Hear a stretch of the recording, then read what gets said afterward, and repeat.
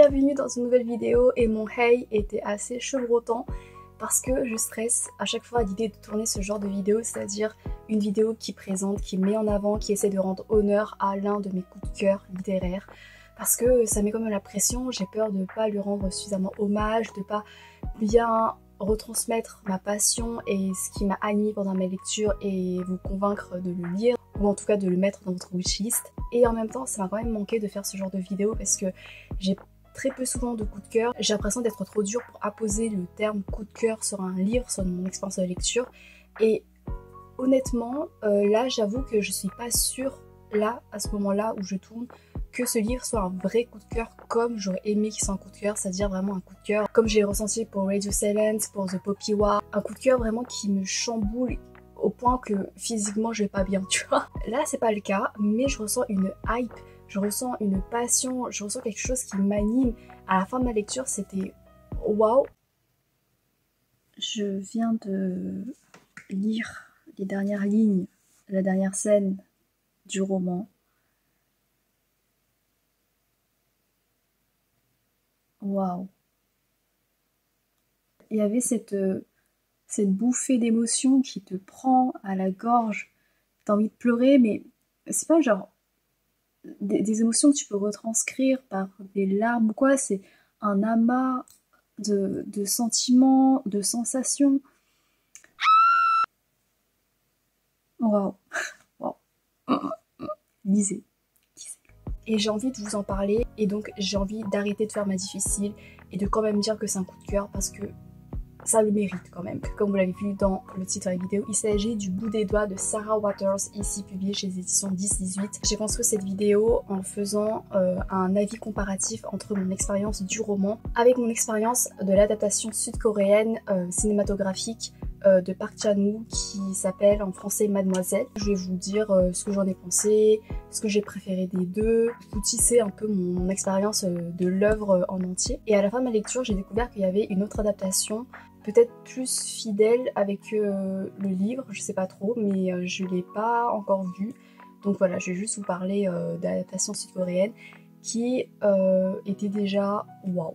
Mais avant tout, du bout des doigts, qu'est-ce que c'est? C'est une œuvre à suspense historique slash romance saphique, lesbienne. Alors ce sont des ingrédients qui sont mélangés merveilleusement bien et c'est la première fois que je goûte à ce genre de recettes. J'aime bien les œuvres à suspense, les œuvres historiques pourquoi pas, j'avoue que voilà j'en lis pas forcément beaucoup, surtout à la période de l'ère victorienne comme ici. Par contre romance, même si c'est sont des lesbiennes, donc bravo les lesbiennes, c'est bien par représentation, c'est trop cool, mais en général j'ai du mal, j'ai expliqué dans ma vidéo dernière, genre même si voilà c'est queer ou quoi, c'est cool par représentation, mais moi en général j'aime pas trop la romance donc je m'en fous un peu. Mais là, bref, commençons par le commencement. Le résumé, je vous le lis au dos du livre. Londres 1862. À la veille de ses 18 ans, Sue Thriller, l'orpheline de Land Street, le quartier des voleurs, se voit proposer par un élégant surnommé Gentleman d'escroquer une riche héritière. Orpheline elle aussi, cette dernière est élevée dans un lugubre manoir par son oncle, collectionneur de livres d'un genre tout particulier. Dans cette atmosphère saturée de mystères et de passions souterraines, Sue devra déjouer les complots les plus délicieusement cruels, afin de devenir, avec le concours de la belle demoiselle de Briar, une légende parmi les cercles interlopes de la bibliophilie érotique. Je trouve la fin du résumé très abstrait, très ambigu, parce que, après c'est mieux, peut-être, comme ça vous laisse toute la surprise, et mamma mia, les surprises, il y en a. En fait c'est ça également l'objectif de ma vidéo, c'est de vous donner envie de lire sans trop vous en dire, parce qu'il y a des pistes obscures, tu sais pas où l'autrice t'entraîne, et quand tu vois l'horizon qui s'éclaircit en mode oh my god. Donc dans un premier temps je vais comparer l'histoire du roman avec l'histoire du film. Ensuite je vais vous parler des personnages et de leurs relations parce qu'il y a beaucoup à dire et c'est ce qui me touche le plus en général. Et à la fin je réserve une troisième petite partie pour parler de la manière dont les œuvres parlent du patriarcat et du féminisme. Donc let's go pour la première partie, à savoir sur l'histoire. Pour vous parler brièvement de l'adaptation cinématographique Mademoiselle, en fait ça suit à peu près l'histoire, on retrouve un peu les mêmes ingrédients avec les deux protagonistes féminins, une qui est une escroqueuse, qui est une voleuse, l'autre qui est une riche héritière qui est enfermée dans son château. On retrouve également le mec gentleman qui lui il va les mettre en contact pour pouvoir profiter de la riche héritière et lui voler tout son argent. La différence au niveau du contexte historique, c'est que là du coup on se situe à l'ère victorienne et dans l'adaptation cinématographique ça a transposé dans les années 1930 en Corée du Sud lors de la colonisation japonaise. Le décor historique n'est pas le même, mais l'environnement reste quand même assez prégnant pour nous instaurer une atmosphère qui est hyper présente, qui foisonne en fait de choses. Enfin, tu sens qu'il y a des choses sous-jacentes au niveau de la culture. Par exemple, dans le roman, on va découvrir le Londres de 1862 et on va découvrir comment Londres pourrait être un objet de fantasme pour les personnes extérieures. Et quand on met les pieds dedans, on est confronté à la misère, à la pauvreté, à l'escroquerie. C'est peut-être un lieu d'émancipation pour certains, mais c'est également un lieu impitoyable pour d'autres. Dans le film, alors j'avoue ça remonte un peu, ça remonte pas du tout, c'était en juin dernier que j'ai regardé le film, mais j'ai très mauvaise mémoire. Ce que j'avais aimé, c'est que c'était grandiose, c'était incroyable. L'esthétique du film de Mademoiselle, c'est du bijou, c'est du plaisir, c'est de l'extase visuelle. On a donc la colonisation japonaise qui va transparaître dans les coutumes, dans les langues également, parce que parfois ils vont parler en coréen, en japonais. Je crois que c'est une teneur différente selon la langue utilisée, selon les contextes. Ça peut traduire quelque chose au niveau des relations, de la psychologie des personnages. Je ne saurais pas vous expliquer pourquoi parce que j'ai oublié, mais il faudrait que je le re-regarde. Ça donne une véritable épaisseur au propos narratif et donc je pense qu'au niveau esthétique, visuellement parlant, j'ai préféré Mademoiselle, ce qui est assez facile parce que du coup je l'ai vu avec mes yeux alors que là j'ai dû l'imaginer et j'avoue que mon imagination est beaucoup moins intense, beaucoup moins waouh peut-être que ce que je vois vraiment de mes propres yeux. Dans les deux cas, il y a un jeu sur la géographie des lieux, notamment dans cette maison, dans ce manoir qui est décrit ici comme lugubre, où tu sens que c'est étouffant. C'est limite un personnage entier, parce que c'est un personnage qui semble hanté, qui semble immuable. On dirait que dans ce manoir, il n'y a aucune évolution possible. Et j'avoue que ce manoir-là, ce lieu, m'a fait plus d'effet dans le roman peut-être que dans le film. Parce que dans le film, paradoxalement parlant, comme c'est assez riche visuellement, du coup j'arrivais à voir les lieux, à distinguer un peu beaucoup mieux les salles, alors que là t'as l'impression d'être dans un labyrinthe, dans quelque chose duquel tu peux pas du tout t'extraire, que t'es englué dedans, que t'es prisonnière dedans, et voilà, tout est très silencieux, mais d'un silence qui est pesant, qui est lourd, qui est forcé. Tout est parti dans le manoir. C'est vraiment comme en huis clos et ça se retranscrivait vraiment bien. Et t'es encastré dans une sorte de routine où t'as pas de liberté de mouvement, où tu dois répéter les tâches, où t'es soumise à l'autorité d'un tiers, du maître suprême qui lui, enfin moi je reviendrai dessus, mais il est odieux. Alors au niveau narratif, personnellement j'ai découvert l'œuvre à travers l'adaptation cinématographique dans le cinéma de ma ville à l'occasion du mois des fiertés. Ils avaient organisé un cycle queer de films et donc le mercredi ils avaient projeté Mademoiselle et donc c'est grâce à ça que j'ai pu découvrir le film et c'était trop bien. Et ensuite j'avais découvert dans le générique de fin qui défilait que c'était adapté d'un roman et donc dès le lendemain j'étais directement allée me procurer le roman du bout des doigts en ayant un peu peur que comme j'avais vu pas mal de surprises déjà dans le film parce qu'il y a pas mal de rebondissements, et j'allais pas être forcément surprise par le roman. Donc quand j'ai commencé ma lecture, j'étais en mode qu'est-ce qui aurait mieux valu? Est-ce que il aurait mieux valu que je commence d'abord le roman puis que je regarde le film ou quoi? Si je recommande à quelqu'un, tu vois, est-ce que je recommande d'abord de s'attaquer au film ou au livre parce que tous les deux sont d'excellente qualité. Et au final vraiment, je vous conseille d'abord de vous attaquer comme moi au film. Alors avertissement, il y a des scènes érotiques pas mal graphiques, pas mal explicites. Après on pourra également revenir dessus parce que il y a tout un débat sur la mise en scène, sur la manière dont sont filmées ces scènes-là. Mais ce qui était super intéressant, c'est que du coup dans le film, il y avait des rebondissements. Et quand je relisais les parties qui correspondaient au film dans le roman, je voyais un peu les foreshadowing, la manière dont tout était calculé. Et ça c'était super intéressant et surtout, le film ne va pas aussi loin que dans le roman. En fait, ça s'arrête au bout d'un moment et l'histoire, après, elle se finit, alors que dans le roman, ça va tellement plus loin et en fait, ça a emprunté un chemin je n'attendais pas. Parce que je m'attendais pas à ce qu'il y ait encore autant de surprises et mon Dieu, mais les surprises. je pourrais même pas vous dire c'est basé sur quoi, parce que je veux pas vous donner des indices, je veux pas, je veux vous laisser vraiment vous démerder toute seule. Et c'était ça également le piège du roman final, c'est que après avoir vu le film, je pensais avoir un regard omniscient sur le roman en me disant que je sais à quoi m'attendre, alors que non, Et en fait, c'était tellement trompeur, parce que dans le film, comment dire sans spoiler, il y a une double narration en fait. T'as une action et en fait tu vas revenir sur cette action pour voir la véritable teneur de cette action, le véritable sens, le véritable objectif. En fait, ce sont des stratagèmes encastrés dans des stratagèmes. Et du coup, moi je pensais que ces stratagèmes-là se retrouvaient dans la narration ici, en me disant ah bah là, je me rappelle dans le film c'était plutôt comme ça, c'était pour ça, du coup là je vais pas me faire avoir. Et en fait, faut le lire comme ça, en fait. Faut le lire d'une manière autre que ce qui est délivré dans le livre, alors que non, en fait, c'était comme ça, mais ça prend une autre tournure, c'est pour dire autre chose.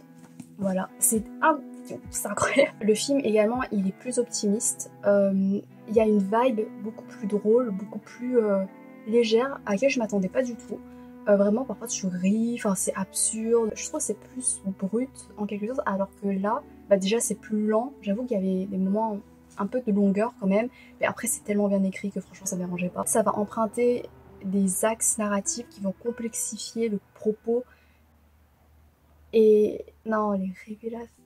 En fait ça va également développer genre des personnages, genre ok tu t'y attends pas, je vais bifurquer sur la grosse partie, et cette partie époustouflante, pas ce que je veux dire mais juste la partie de ce qui ça a proposé dedans, sur les personnages et sur les relations.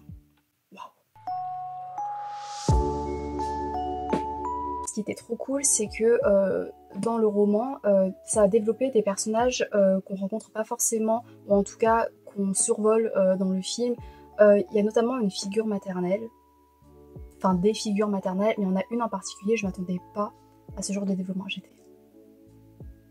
Il y a un plot twist autour de ce personnage qui rend sa construction tellement amer, et ça touche à la maternité, mais ça l'aborde d'une manière tellement pragmatique, et c'est ça qui était génial, c'est que en fait dans l'ensemble les personnages ils sont imparfaits, ils sont moralement gris, même les deux héroïnes là, elles font des choses, c'est pas des personnes gentilles, mais ce sont des personnes évidemment qui ont souffert, mais ça va pas excuser leurs actes en fait, parce que elles font des choses qui sont odieuses, elles sont égoïstes, mais du coup ça rend l'histoire encore plus haletante parce que tu sais pas à quoi t'attendre, et surtout ça délivre une complexité psychologique encore plus captivante, encore plus fascinante. Enfin, j'ai adoré m'immerger dedans, j'ai adoré voir les complexités, les nuances, toute l'ambiguïté de leurs sentiments parfois. Ça offrait une histoire qui, au niveau psychologique et relationnel, était plus torturée, était plus tendue, était plus marquante. Et dans le film, franchement, on retrouve quand même la complexité des héroïnes, notamment au niveau de la riche héritière. Elles sont bien construites. Le truc, c'est que, comme j'ai dit, ça s'arrête peut-être trop tôt par rapport au roman, et ça n'a pas l'audace du roman dans les sentiments. Au niveau des relations, justement, c'est hyper complexe. Il n'y a pas que de l'amour à chaque fois. Dans n'importe quelle relation, il n'y a pas que de l'amour, que ce soit au niveau de la famille, au niveau des amis, au niveau... Enfin, il n'y a pas vraiment d'amis, mais des personnes avec lesquelles elles sont forcées de cohabiter. Au niveau de la romance, c'est pas idéalisé, c'est hyper pragmatique, et c'est toujours avec d'autres enjeux. Et ces enjeux-là, parfois, sont même plus importants, prennent plus de place que l'amour ressenti, que le désir ressenti. Et ça, du coup, ça a peut-être frustré des personnes, voilà, qui voudraient, je sais pas, une histoire d'amour où vraiment l'amour transcende tout. Non, non, non. Là, l'amour transcende tout. Mais du coup, c'est hyper réaliste, c'est terre à terre, et ça va en accord avec la psychologie brute et complexe et tellement nuancée des personnages, des protagonistes féminins notamment, parce que elles doivent vivre également en dehors de l'amour, elles ont d'autres perspectives, elles ont d'autres ambitions, et du coup jusqu'à la toute fin, on sait pas si elles vont finir ensemble. Vraiment jusqu'à la toute dernière page, j'étais en mode comment ça va se goupiller. Voilà, on parle de enemies to lovers à chaque fois dans les romances, en mode waouh c'est incroyable et tout. Si vous aimez ça, si vous aimez ce genre de trucs torturés qui vous tiennent en haleine, mais vraiment jusqu'à la fin, mais... C'est pas Enemies to Lovers. C'est un Friends to presque Lovers to... Je sais pas. Voilà. Et par rapport au film, dans le film, encore une fois, l'esthétique joue bien pour montrer l'attraction, la tension sexuelle, charnelle entre les deux protagonistes. Mais pour moi, j'ai largement préféré le roman. Parce que dans le roman, c'est beaucoup plus subtil, c'est beaucoup plus épuré, c'est beaucoup plus délicat. Parce que ça va vraiment mettre l'accent sur des gestes, des mouvements, des jeux de regard, des moments random en fait, qui prennent tellement d'importance sous le coup du désir, de la passion amoureuse.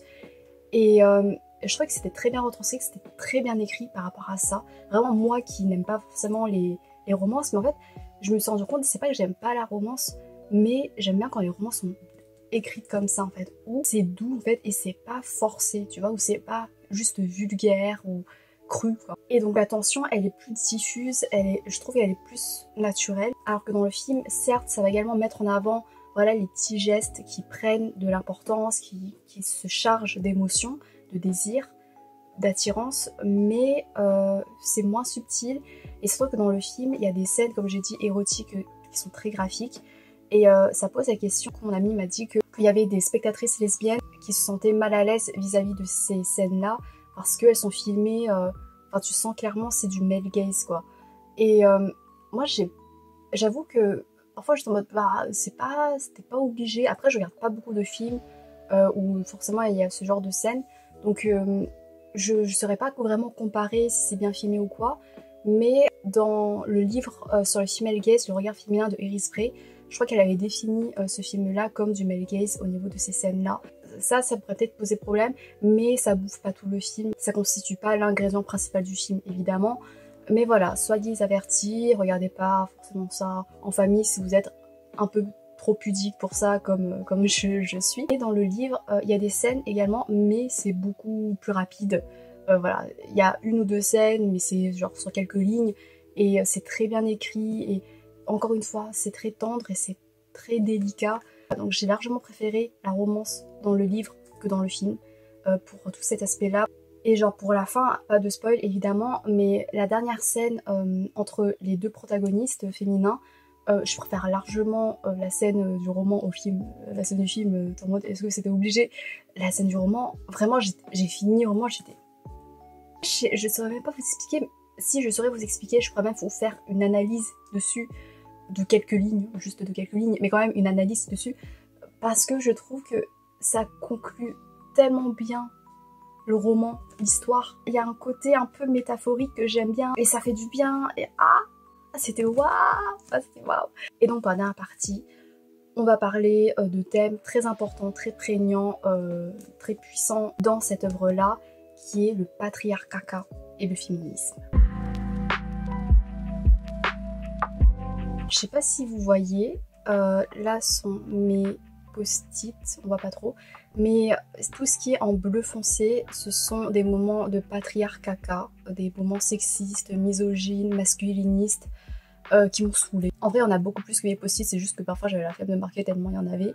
Et en fait, on voit que ça prend le dessus sur d'autres post-it qui parlent des personnages, de la liberté des femmes, des relations, etc. Tellement vraiment la manière dont on a des scènes mais, qui sont tellement frustrantes. Et en fait, la manière dont c'est fait, j'ai beaucoup aimé.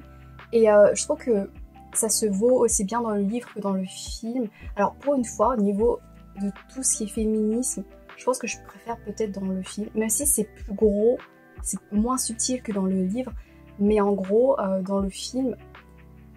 Attendez, je commence par le commencement. Donc c'est dit dans le résumé, donc on n'a pas vraiment de... C'est pas vraiment un spoil, mais notre riche héritière, qui s'appelle Maud, j'avais complètement oublié de dire son nom depuis tout à l'heure, elle doit lire des livres pour son oncle qui est un grand élitiste, qui se dit comme un grand lettré, il est en train d'écrire un index, une espèce de dictionnaire là, et il est spécialisé dans les livres érotiques, il a que ça dans sa bibliothèque, et en fait il oblige sa nièce à faire des lectures en fait pour lui, pour ses compagnons qui viennent, et Ce sont des scènes qui sont étouffantes dans le film, qui sont tellement bien faites parce que tu sens que c'est hyper malaisant, où tu la vois devoir lire des scènes érotiques très explicites pour le regard, pour voilà, satisfaire l'attention des hommes. Sous couvert de savoir, sous couvert du fait que oui mais c'est intellectuel, c'est littéraire et tout, mais en fait elle est exposée, elle est objectifiée. Et donc on a le portrait d'une objectification de la femme dans les carcans du patriarcat pour satisfaire le male gaze, mais sans offrir, sans donner l'opportunité à la femme elle-même d'avoir une libération sexuelle, parce qu'elle peut pas lire ce genre de choses dans son temps libre, évidemment. Elle doit le lire selon les directives de son oncle. Et donc Maud, en fait, elle est sexualisée par son oncle, mais c'est de manière... c'est pas de manière crue, vulgaire, tu vois. C'est pas des scènes graphiques, mais c'est de manière plus pernicieuse et plus subtile, qui instaure un malaise ambiant, qui relève au final quand même d'une agression, au-delà même du sexuel, c'est psychique. Et ça montre qu'une agression n'a même pas besoin d'être corporelle, d'être charnelle ou quoi. Ça peut être tout aussi dégradant, aliénant, objectifiant, de s'attaquer également à l'esprit de la femme et au fait de la mettre comme ça, de mettre son intellect, son savoir au service des hommes, parce que donc elle a appris à lire, à écrire, ce qui était rare pour les femmes de cette époque-là, visiblement, mais elle peut pas lire et écrire pour elle-même forcément, tu vois. Elle peut pas lire ces livres-là pour elle-même, elle les fait au service de son oncle, elle travaille pour lui, en fait. Et du coup, ça crée un environnement qui est hyper oppressant. L'oncle, du coup, il incarne vraiment cette figure patriarcale et très traditionnelle, très conservatrice. Dans le film, il était effrayant, mais il y a des moments où il est plus absurde que effrayant, tu vois. Quoique là aussi, il est très absurde parfois. Il est très absurde, vraiment. Il est hyper con, enfin bref. Il incarne en fait le fait que le patriarcat, c'est pas naturel et tout, et c'est risible. Mais dans le film, je trouve que ouais, c'est plus tourné en dérision, alors que là, c'est plus étouffant, et que tu vois l'oncle faire des choses. Alors, il n'y a pas de scène d'attouchement, tout se joue à l'intellect, mais ça montre que ça suffit amplement pour être étouffé, ça suffit amplement pour qu'une femme fasse valoir ses droits, en fait. Et c'est super bien fait, et le fait d'emprunter ce chemin, de mettre en scène ce genre de choses pour dénoncer notamment le patriarcat, bah, il y a un côté qui est très métaphorique, il y a un côté qui est poétique, limite, tu vois, mais ça va pas édulcorer le propos, et ça rend quand même le truc tout aussi violent que dans la réalité, et même ça donne une teneur, je trouve, assez universelle. Enfin, je sais pas trop, voilà, si vous voyez ce que je veux dire. Et l'oncle, je me suis perdue. Je disais que l'oncle, du coup, il incarne également cette élite intellectuelle, d'hommes blancs, voilà, privilégiés, qui parlent entre eux, qui parlent du désir de la femme, enfin des trucs qui ne concernent pas. Et il y a vraiment tout cet environnement de contrôle, en fait, qui est hyper étouffant, où tu te prends d'attachement, d'empathie pour Maud, parce qu'elle est même très infantilisée pour vraiment mettre du poids sur cette hiérarchie entre les sexes. Elle est également exhibée par son oncle, qui l'exhibe comme ses livres à lui, tu vois. En fait, il a une obsession vis-à-vis de ses livres. Il interdit à presque tout le monde de regarder ses livres, parce qu'il a peur que ça les abîme, et que c'est quelque chose qu'il peut exhiber, mais qu'on peut pas toucher. Et en fait, tu vois le parallèle très fort avec sa nièce, qui a une espèce de trophée qu'il peut exhiber, qu'il peut mettre en scène pour dire des choses assez, voilà, pour le plaisir des hommes, mais pour attiser leur désir à eux, mais sans qu'ils puissent les toucher. En fait, c'est plus elle est inaccessible, et plus, voilà, elle a de la valeur, quoi. Et c'est vraiment une objectification qui est sur plusieurs couches, qui est vraiment réussie, qui t'instaure quelque chose de perturbant. Et voilà, donc j'ai bien aimé cet aspect, même si c'est dérangeant, évidemment. Je trouve que le film, il est plus cathartique. Il y a un côté qui est épique, qui est libérateur, qui est beaucoup plus direct que dans le roman. Dans le roman, c'est beaucoup plus ardu. L'émancipation se fait très difficilement, même à la fin. Enfin, je pense que ce serait bien d'en discuter. En même temps, j'ai peur de trop en dévoiler, de vous dire mon avis, parce que voilà, faut vous laisser la surprise. Mais dans le film, tu sais, c'est plus direct, quoi. C'est très évident, tu vois voilà, où ça nous mène l'histoire, vers la fin. Alors que là, le roman, il est plus lent, il est plus amer, il est plus tragique, il est plus injuste. Par exemple, au niveau de la représentation des mecs, dans le film, tous les mecs, pratiquement, ils sont vus comme absurdes, ridicules. Et en fait, c'est mis en avant de manière très très flagrante, en fait. C'est... Voilà, comme j'ai dit, l'oncle, parfois, il y a des mots absurdes. Même Gentleman, il m'a fait trop rire, mais parce qu'il dit des trucs, c'est tellement cliché et c'est ouvertement absurde, quoi. Et je m'attendais pas, et du coup, c'est trop bien. Dedans aussi, il est un peu absurde, mais c'est plus subtil, je trouve. Je sais pas si c'est parce que c'est à l'écrit, donc voilà, c'est moins flagrant ou quoi. Mais je trouve qu'il est plus manipulateur et il est plus intriguant, inquiétant, menaçant que dans le film. Dans le film, j'avais du mal à le prendre au sérieux, à le prendre véritablement comme une vraie menace, quoi. Alors que là, son destin, il est plus ambigu que dans le film. Et ça peut mettre une touche plus amère, mais également plus réaliste. J'ai l'impression que dans le film, c'est vraiment une acclamation pour le féminisme, mais de manière cathartique, de manière, voilà, pour te faire te sentir bien, en fait, te sentir empouvoiré. Oh, c'est trop moche. Empowerment, quoi, tu vois. Alors que là, c'est pas cathartique. C'est pas cathartique, c'est plus pragmatique. Tu vois véritablement la réalité des choses. C'est pas complètement un happy ending, c'est pas complètement un bad ending, c'est... En fait, ça dépend du point de vue des gens, je pense. Ça dépend du point de vue, ça dépend de vos attentes. Moi, j'avais des attentes, je sais pas, en fait, comme j'ai fini seulement hier, je saurais pas vous dire, et de toute façon, j'ai pas envie, comme ça, je vous laisse la surprise. Et si vous l'avez lu, n'hésitez pas à me contacter ici ou sur mon Instagram pour qu'on en parle, parce que voilà, je me sens seule pour l'instant. J'aimerais également revenir sur une scène spécifique où là, je l'ai largement préférée au film. Et ça a constitué un peu ma déception pour le roman. En fait, c'est une scène emblématique, je pense, du film, parce que quand je l'ai vue personnellement, il y avait une puissance, une forte émotion qui m'a prise aux tripes avec la composition de la musique, avec la mise en scène, avec la teneur des gestes de l'action. Sans vous spoiler, mais c'est la scène dans la bibliothèque. Je pense que, voilà, si je dis ça, pour celles et ceux qui savent, vous savez, je pensais que cette scène-là allait se retrouver dans le roman. En fait, il y a une scène dans la bibliothèque, mais c'est beaucoup plus petit, c'est beaucoup plus secondaire.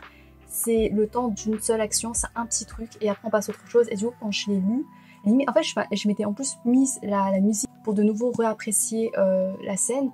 Et en fait, c'est tombé... C'était moins grandiose que dans le film. Donc voilà, le film, il fait des choses en grand. Le roman, il est plus terre à terre. Et donc parfois, je préfère le roman pour ça, et d'autres fois, je préfère le film pour ça, quoi. Donc là, pour le coup, la scène de la bibliothèque, j'ai été très frustrée. Même si l'action en elle-même, j'ai bien aimé dans le roman, ça procure quand même une certaine sensation. Mais quand t'as vu le film avec la musique, voilà, c'est dommage. Et puis pour revenir au féminisme, ça décrit également bien le sentiment des femmes, je trouve, dans cette époque, enfin, de ce que je peux imaginer, le fait que quand tu as l'opportunité d'embrasser une certaine liberté, c'est tellement vertigineux comme perspective que tu peux te sentir paralysé, que tu as peur, parce que tu sais que c'est un monde qui t'est pas adapté, et donc plusieurs fois on voit qu'elles n'ont pas forcément d'opportunités ou pas forcément de possibilités, et qu'elles doivent constamment dépendre de d'autres personnes, et que ces personnes-là vont pas forcément être en accord avec elles, vont les tromper, vont les piéger, vont agir en accord avec leurs propres désirs à eux, et pas forcément par rapport au fait que ce sont des femmes et qu'elles méritent d'être libres et voilà, de vivre seules, etc. T'es dans la peau de ces femmes en fait qui sont restreintes. C'était hyper frustrant, contrairement au film où là c'est plus libérateur en fait. Et même il y a des scènes, la mise en scène, genre t'as de grands champs et tout, mais je trouve que c'est beau à voir, alors que là, quand t'as des grands champs, c'est plus désertique peut-être, où t'as l'impression que c'est justement une absence de possibilités, où c'est fatigant en fait, parce que tu dois tout construire, ou alors tu sais pas quel chemin emprunter, alors que dans le film, c'est délivré un peu comme waouh, c'est grand, c'est vaste, mais ça veut dire que tu peux tout faire et il y a de l'espoir, alors que là c'est plus désespérant parfois. Voilà. Je sais pas trop. Conclusion. J'ai bien aimé. Enfin, j'ai beaucoup aimé. Enfin, c'est un coup de cœur. Là, je le conseille à 1000%. Comme j'ai dit, je vous conseille d'abord le film. Parce que, en fait, si vous lisez le roman et ensuite regardez le film, le truc, c'est que le film, il y a moins de surprises que le roman, tu vois. Et donc, j'ai peur que vous voyez les choses venir dans le film. Et en plus le film s'est construit de manière assez particulière. C'est divisé en 2 parties, mais les 2 parties se correspondent, se répondent. Et donc si vous regardez le film tout en connaissant déjà certains rebondissements, ça peut être assez redondant, je pense. Donc voilà, je vous conseille d'abord le film et ensuite le roman parce que ça va pas du tout gâcher votre expérience du roman. Si je devais préférer le film ou le roman, je pense certainement le roman. Le roman. Pour toutes des choses que je vous ai déjà citées, même si le film est vraiment une réussite et que franchement, j'aimerais beaucoup le re-regarder pour revoir un peu les petits détails et tout, parce que pendant la séance de cinéma, à la fin, il y avait des gens qui disaient que c'était leur deuxième visionnage et qu'en fait ils avaient perçu, ils avaient remarqué des choses qu'ils n'avaient pas remarqué avant, quand tu sais toute l'histoire. Donc ça a l'air super intéressant. Faites confiance à quelqu'un qui ne lit pas beaucoup de romances et qui n'aime pas forcément souvent ce genre de choses. Là, c'est bien écrit, il y a des phrases, vraiment il y a des phrases, je les ai relevées, j'étais en mode « Oh, c'est beau !» Merci infiniment d'avoir regardé jusqu'à la fin, j'espère que ça vous a plu, j'espère que ça vous a donné envie de lire le livre. Pour ma part, j'avais même pas fini du bout des doigts que je m'étais empressée d'aller acheter d'autres livres de l'autrice là, derrière la porte en occasion chez Gilbert et Caresser le velours qui est son premier roman je crois, toutes deux des romances lesbiennes et donc j'ai trop hâte. Je sais pas si ça va être aussi angsty que du bout des doigts, peut-être que je serais un peu déçue si c'est pas un peu le cas, mais j'ai trop hâte de retrouver ça plus. Vraiment, c'est une nouvelle autrice, une de mes nouvelles autrices favorites, je pense. Je pense, à part si ces deux-là sont de véritables déceptions, mais je pense pas. Parce que là, vraiment, j'ai trop aimé comment elle a écrit, et j'ai trop aimé. Elle a de l'originalité, c'est trop bien. Au cas où, si j'ai une envie soudaine de romance lesbienne, envoûtante, exquise, torturée psychologiquement, et bah j'ai ça sous la main. Et donc, je suis refaite. Non mais regardez-moi cette photo. Ça correspond tellement bien. Ah, c'est beau. Je suis juste déçue que ça soit d'un autre style, mais c'est pas grave, c'est en occasion. J'arrête de blablater, je vous laisse et à bientôt pour de nouvelles aventures littéraires tout aussi passionnantes, je vous le promets. D'ici là, portez-vous bien et à bientôt peut-être, je sais pas, j'espère. Salut!